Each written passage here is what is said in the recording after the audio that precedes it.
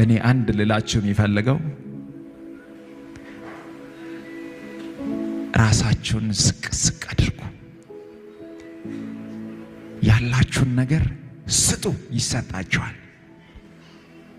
አገልግሉ፣ እግዚአብሔር የእናንተን ቤት ያገለግላል። ከኖራችሁለት እግዚአብሔር እናንተ ጋር ይኖራል። ባለፈው ቅርብ ጊዜ ላይ ታመምኩና ተስፋ ቆረጥኩ። እግዚአብሔር ሰው ካንተ አልጠብቅም፣ ከናንተ ባልጠብቅም ተስፋ ቆረጥኩ። ብዙ አመታት ታመሜያለሁ። መቀመጥ አልችልም፣ መቆም አልችልም፣ መስራት አልችልም። በጉልበቴ ተንበርክኬ ነው መኪና ውስጥ ረጅም መንገድ የሚሄደው።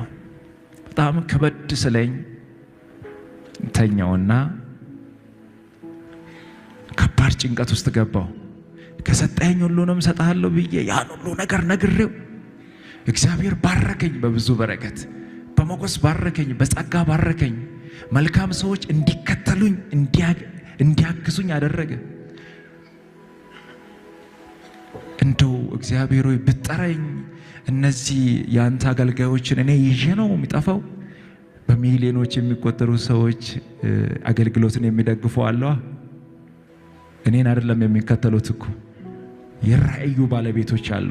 ኢትዮጵያውያን አገር ውስጥ ያሉ ከሀገር ውጭ ያሉ በእኔ ላይ የሚጸልዩ በእኔ አገልግሎት ላይ ቀን ማታ የሚጸልዩ በእግዚአብሔር ፊት የሚያስቀምጡ። ጭንቀት ውስጥ ገባውና ወዲያውኑ ቲክቶክ አካውንቴ ላይ ወደ 4 ሚሊዮን የተጠጋ ተከታይ አለ። ፌስቡክ ላይ 1 ሚሊዮን ያለፈ አለ። ዩቲዩብ አለ፣ ኢንስታግራም አለ። እኔ ሲጠፋ ይሄ ህዝብ መጥፋት የለበትም። ካዜናዎችን ገዛውና አንደኛው ካዜና ላይ ሰው ጋር አስቀመጥኩና ኢሜሉን፣ አንደኛው ካዜና ላይ ሰው ጋር አስቀመጥኩና ፓስወርዱን፣ አንደኛው ካዜና ሰው ጋር አስቀመጥኩና ሲም ካርዱን የተከፈተበትን። እኔ ከሌለው